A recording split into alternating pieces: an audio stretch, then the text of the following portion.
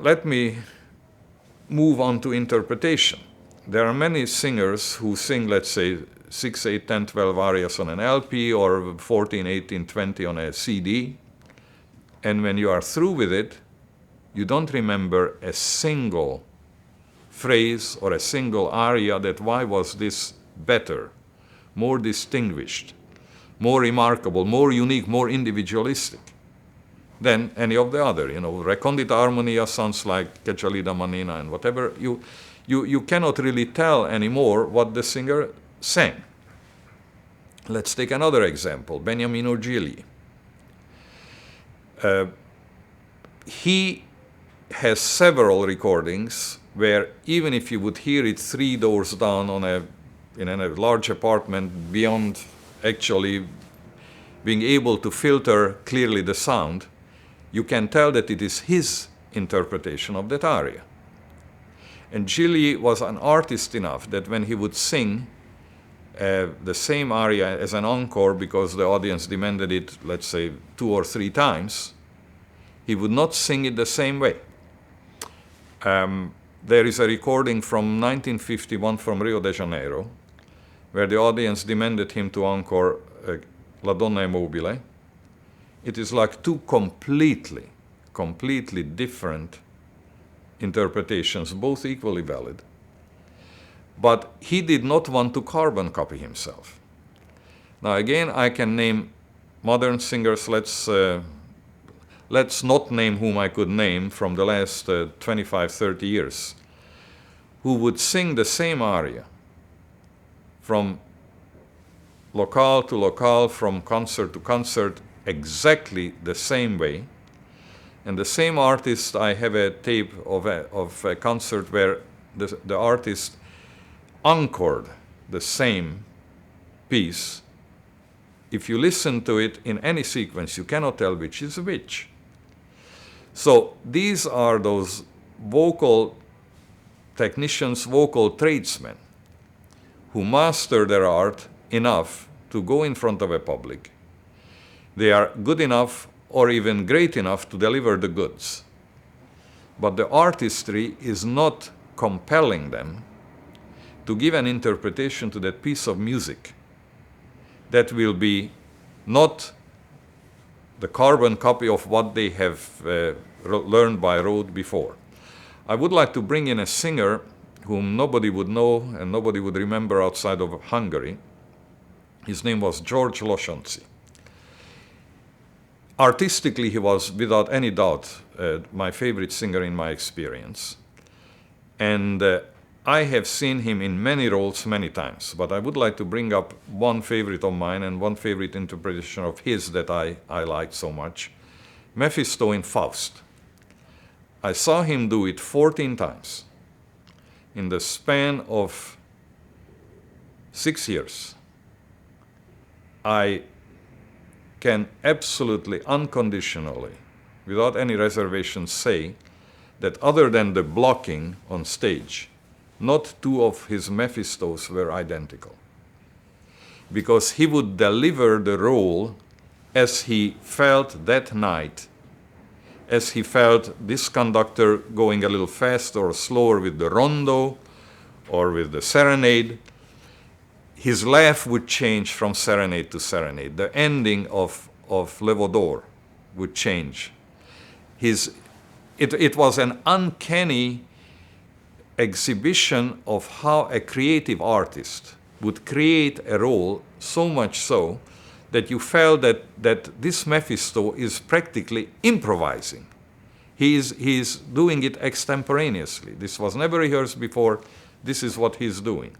And this gentleman, this very great bass baritone, he sang, I think, over 100 roles, small and large. Fantastic repertory. He would not only be able to vary it from evening to evening, but he would stay in character for his curtain calls. He would come out haughty and disdainful as Mephisto. He would come out jovial and friendly as Hansax. It would be really a total creation from the moment the curtain went up till the curtain goes down. Let me contrast this with another experience of mine. I saw a young baritone singing Rigoletto, West Palm Beach. I remember his name, but why mention it? He was a thin young man with a very, very fine voice and was able to deliver the whole role very well. He had to step in for an ailing singer. And at the end of the performance, I went backstage and I asked him, why did you sing this whole role totally erect? You know, moving around like a young man. I know you have a lump on your back, but Rigoletto is a hunchback. He's deformed. That's really the nucleus of the role. He says, oh, it's very tiring to sing like that. Now, this is one extreme example when an aspiring artist does not really understand what artistry is, what he is about, why he is singing that role. And this is why his interpretation does not come across the footlights to the audience as a crippled old man worrying about his daughter who was raped by the Duke. He was just a very, very fine voice, very fine young voice, in a thin young man's erect body. He had nothing to do with Rigoletto. Now, back again to this favorite singer of mine, George Losonzi. He sang Hansaks for the first time when he was 33 years old. The reviews, the contemporary reviews, are all excellent. But he remained the only Hungarian Hansaks for the Hungarian Royal and then the Hungarian National Opera from 1937 or 38 until his retirement in 1970. When it was a Hungarian bass baritone singing Hansaks, it was him. We had many guests, but his interpretation again was impeccable. I have, of course, not seen the Hansaks of Friedrich Schor, another very famous Hungarian bass baritone, but he was said to be the Hansaks of his generation. The pirated recording that exists of his Hansaks at the Metropolitan indeed conveys vocally an interpretation that can stand comparison with absolutely anybody who came after him. And Schor is another very interesting person because the way I recall, he sang as his debut role, the Valkyrie Wotan. He started young also, and he lasted, I would say, had a good 30-year career. Somehow, for some reason, I don't know the technical reasons, by the end of his career, the high notes went. And then he eventually retired, I believe, in 1953, or he passed away in 53. I'm not sure about these dates.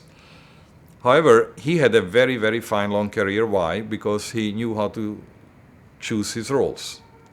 And the choice of roles is also very important for a singer, because a singer should not try to overextend him or herself. What do we call by overextending? Nellie Melba took it in his head that she is going to sing the Siegfried Brünnhilde. It's short enough, and she can do it.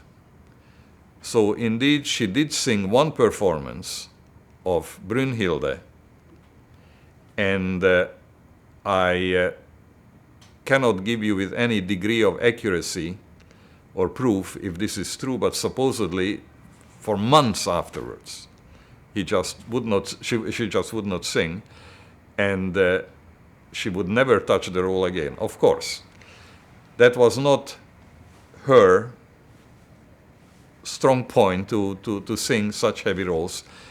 According to contemporary reports, the voice was strong enough and certainly projected enough to sustain the notes and deliver the role, but it was not for her throat for her training to sing heavy Wagner roles as opposed to the repertory she had.